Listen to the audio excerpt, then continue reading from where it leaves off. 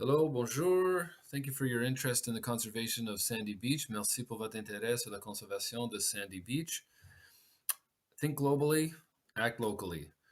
The thought of protecting rainforests and stopping the tar sands may seem a daunting task, but if we think globally and act locally, protecting green spaces that are critical to our environment, like Sandy Beach, is much more attainable.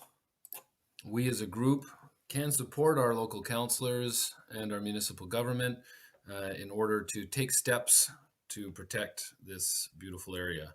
We aren't alone in this fight. Many communities in our region are in the midst of their own battles to protect their green spaces. Rigaud, Saint Lazare, Vaudreuil-sur-le-Lac, Pincourt, Île-Perrot, the list goes on and on.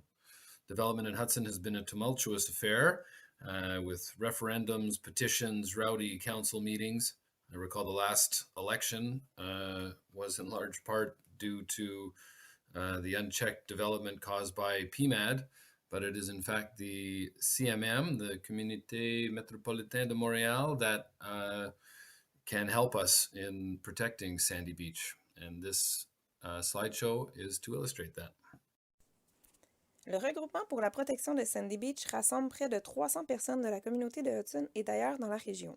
Le mouvement est né en août 2020, inspiré par des citoyens qui ont milité pendant près de 20 ans pour protéger ce lieu.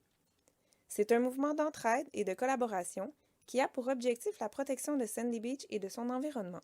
La qualité de vie à Hudson et la conservation de ce site d'intérêt de niveau 1 écologiquement sont au cœur de nos priorités. Nous pensons qu'il n'est pas trop tard pour conserver ce lieu dans son entièreté et savons qu'une richesse comme celle-ci ne se reconstruit pas, car elle est unique et définie par un paysage patrimonial.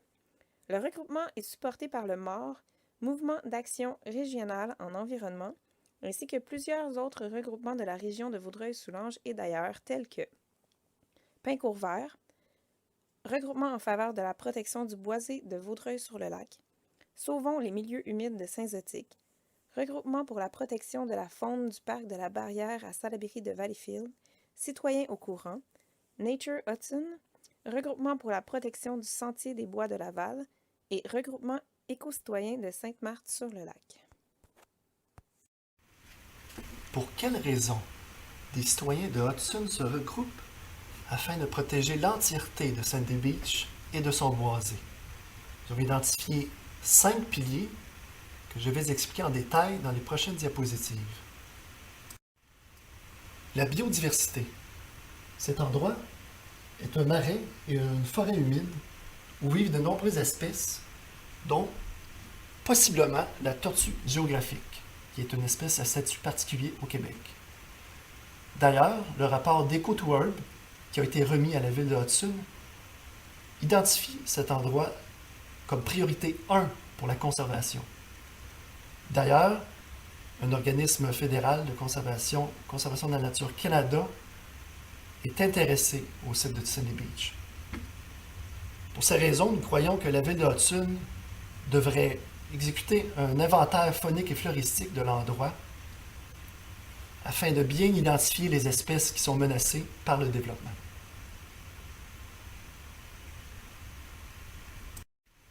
La proximité du village. Sandy Beach est le lieu naturel iconique de la ville de Hudson. Plusieurs personnes de la région et même du Grand Montréal viennent l'été à sa plage ou dans les sentiers. C'est également une grande richesse pour la ville car c'est un parc dans le centre-ville. Très peu de villes de Vaudreuil-Soulanges ont des parcs de cette ampleur au centre de leur ville. Donc, c'est accessible à pied, en vélo, par tout le monde, personnes à mobilité réduite également, tout près du centre communautaire, tout près d'une école primaire. Mais malheureusement, le nouveau développement résidentiel va empiéter grandement sur le parc, comme vous voyez sur la carte avec les petites flèches rouges.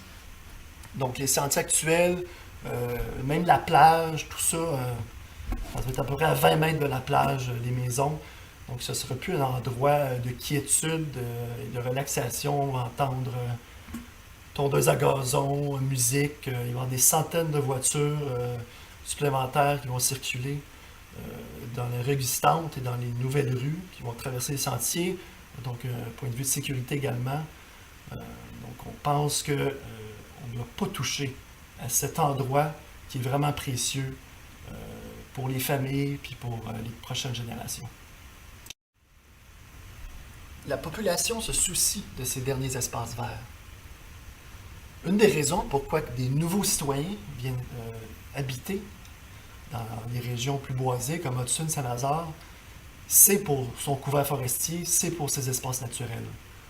On ne peut pas enlever des arbres, des parcs aux citoyens en construisant des maisons. Vous allez perdre cette attractivité-là envers les nouveaux citoyens.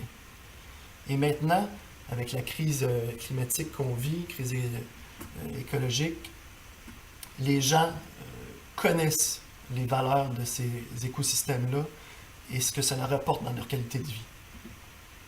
Plusieurs citoyens à travers Vaudreuil-Soulanges, comme nommé tantôt, que ce soit à Pincourt, Vaudreuil-sur-le-Lac, à Rigaud, à Coteau-du-Lac, les gens veulent se battre pour garder leurs derniers espaces verts. C'est des endroits qui leur tiennent à cœur, qu'ils utilisent, qui améliorent leur qualité de vie. Les risques d'inondation. Sandy Beach, comme je le disais, est un milieu humide, donc une forêt humide, des marais, qui sert en ce moment de zone tampon envers les infrastructures de la ville. Donc, ce n'est pas un endroit où construire de nouvelles infrastructures.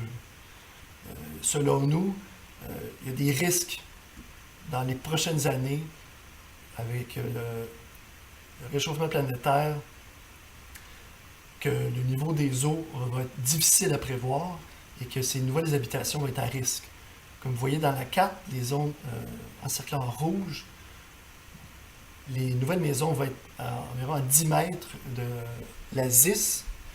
Donc, nous croyons que c'est trop risqué de construire des habitations à ces endroits.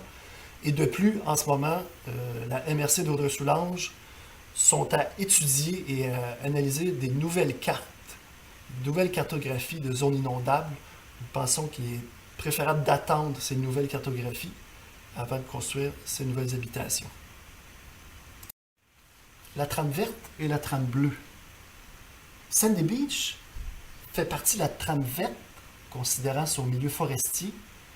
Comme vous voyez sur la carte de droite, une petite étoile rouge, mais fait aussi partie de la trame bleue avec sa plage et l'accès à la rivière des Outaouais, ce qui fait un lieu d'exception. Sandy Beach fait partie des deux trames.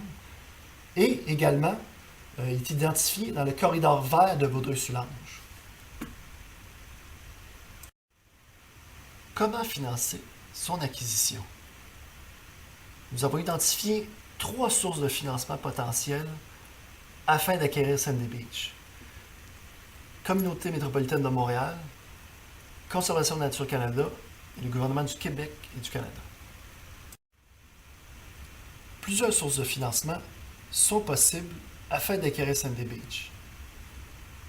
Nous croyons que la ville de Hudson doit absolument déposer un projet à la CMM afin que celle-ci finance jusqu'aux 2/3 du coût d'acquisition. Nous savons que quelques projets semblables ont été faits dans d'autres villes de Vaudreuil-Soulanges et qu'il reste environ 150 millions disponibles à la CMM afin de financer des projets.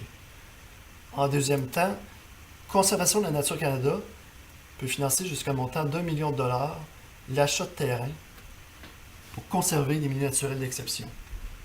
Sachant que Conservation de la Nature Canada a déjà démontré un intérêt, croyons que c'est un partenaire de choix pour la ville de Hudson qui pourrait également vous aider dans tout le processus d'acquisition. Aussi, le gouvernement du Québec et du Canada, nous savons que le gouvernement du Québec a énormément de pression de la part des citoyens et des municipalités afin de créer des aires protégées au sud du Québec. Nous croyons que Sandy Beach serait un candidat idéal. Nous avons fait une simulation afin de mieux visualiser d'où pourraient provenir les fonds pour acquérir les terrains. Donc, dans ce graphique, nous voyons que 65% des fonds viennent de la CMM, 10% Conservation de la Nature Canada, 15% des 2 paliers de gouvernement, et il reste un 10% que la ville de Hudson doit aller chercher de d'autres sources. Donc, il y a des efforts à mettre ici afin de trouver ces fonds, mais nous pensons qu'il est tout à fait possible d'en trouver. Par exemple, il y a des projets qui seraient possibles de faire avec soit la MRC d'Audrey-Soulanges, soit avec le Coba Vert, le ZIP du Haut-Saint-Laurent. Pour des campagnes de financement, il peut y avoir une contribution faite par la part des citoyens de la ville de Hudson. Donc, nous sommes certains que la ville peut aller chercher un 10% ailleurs afin de compléter l'acquisition. So here it is, la trame verte et bleue, which is from PMAD. There's $150 million as a CMM program. The objectives are to protect, connect, highlight, and assure access. Here is project admissibility. There's several criteria, and we certainly fit right into the admissible project category.